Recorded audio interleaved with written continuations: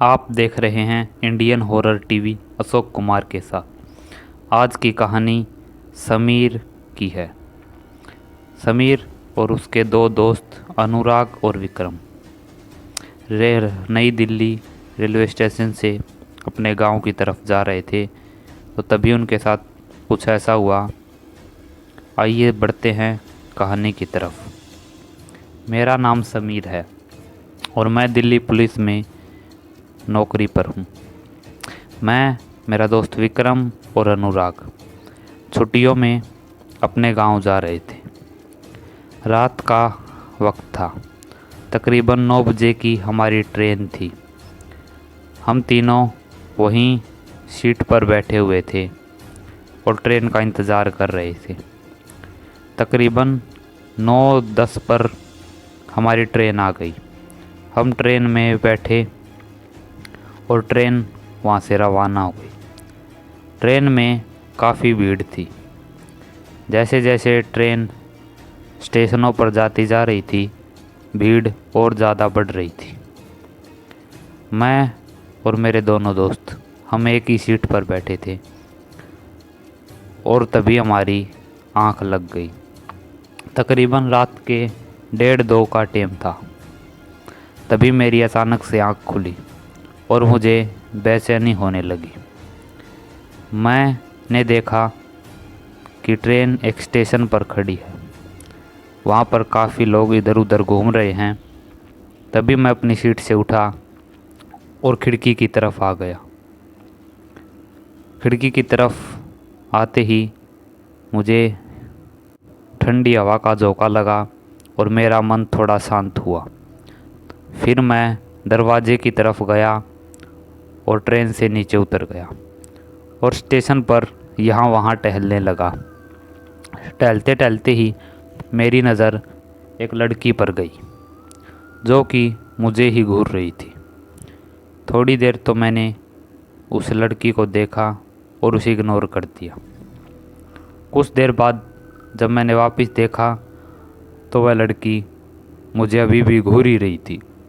मैं यह देखकर शॉक्ड हो गया और उस लड़की की तरफ बढ़ने लगा। मुझे लगा कि शायद वो मुझसे दोस्ती करना चाहती है। मैं उस लड़की के पास गया और कुछ बोलने ही वाला था कि तभी वह लड़की सामने से बोली, क्या आप मुझे स्टेशन से बाहर तक छोड़ देंगे? वो एक्चुअली क्या है कि अंधेरे में मुझे बहुत डर लगता है और रात काफ़ी हो गई है। मैंने उससे कहा, हाँ छोड़ दूंगा ना। और उस लड़की के साथ मैं उसे स्टेशन से बाहर तक छोड़ने गया। स्टेशन पर लोगों की चहल पहल थी। मैं और वो लड़की स्टेशन से बाहर निकले ही थे। तभी मैंने उस लड़की से पूछा, तुम्हारा नाम क्या है? उसने बताया, मेरा नाम प्रिया है और मैं यहीं पास के गांव में ही रहती हूँ। मैंने पूछा, पर तुम इतनी रात गए स्टेशन पर क्या कर रही थी? उसने बताया कि वह अपने किसी काम से दिल्ली गई थी और अपने गांव आते आते उसे देर हो गई। तो क्या तुम्हें कोई लेने नहीं आया तुम्हारे घर से? उसने कहा, नहीं, मेरा कोई नहीं है इस दुनिया में। मैंने यह सुना और कहा, सॉरी, मुझे पता नहीं था, माफ़ कर दो मुझे। वह लड़की बोली, कोई बात नहीं।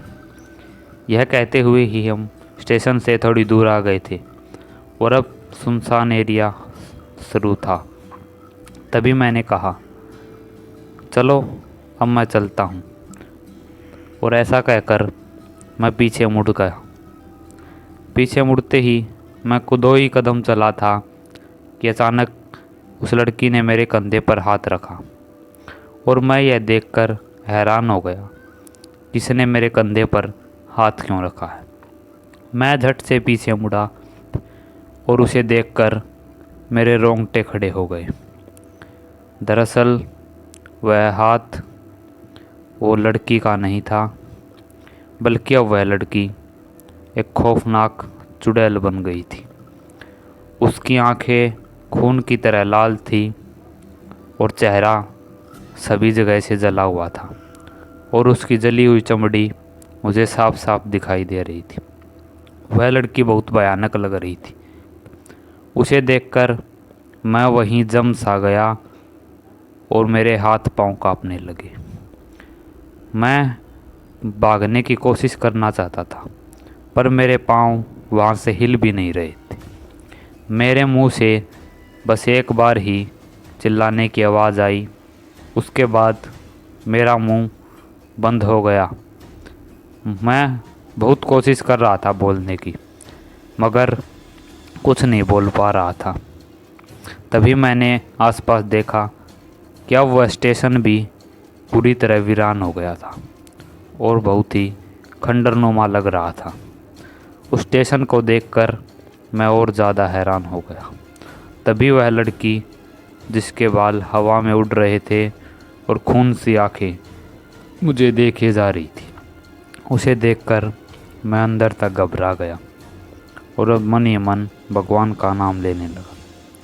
तभी वह लड़की अचानक मेरे पास आई और उसने मेरी गर्दन में अपने पैने नाखून गड़ा दिए। उसके नाखून इतने पैने थे कि वह मेरी गर्दन में चुभ गए और मैं बेहोश होने लगा।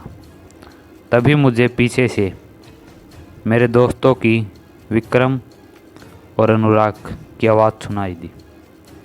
वह चिल्लाते हुए मुझे पुकार रहे थे और इसी तरफ आ रहे थे। तभी मैंने देखा कि अब मेरे सामने कोई नहीं था और वह लड़की अब गायब हो गई थी। यह देखकर मैं हैरान हो गया कि अचानक वह लड़की कहाँ चली गई। जब मैंने अपनी गर्दन पर हाथ रखा तो मेरी गर्दन से खून बह रहा था।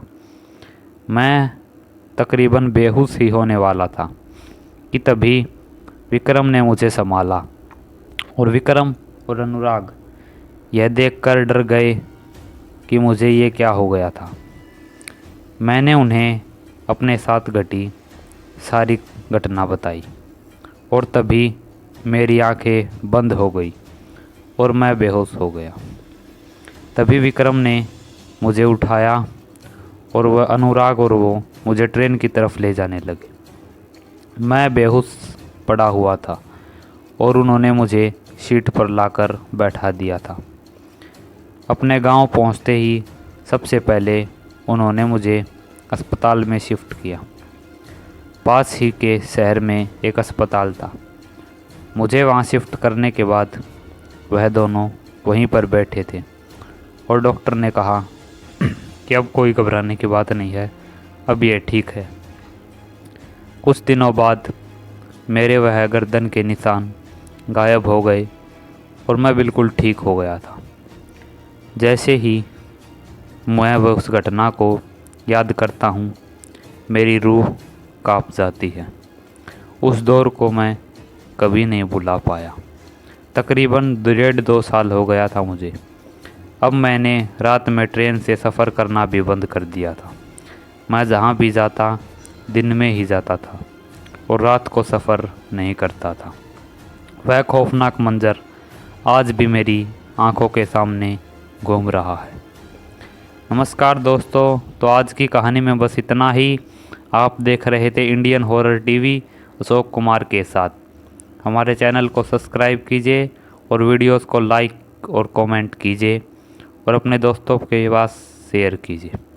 जल्द ही मिलते हैं एक और खौफनाक और सच्ची कहानी के साथ। तब तक के लिए देखते रहिए इंडियन हॉरर टीवी।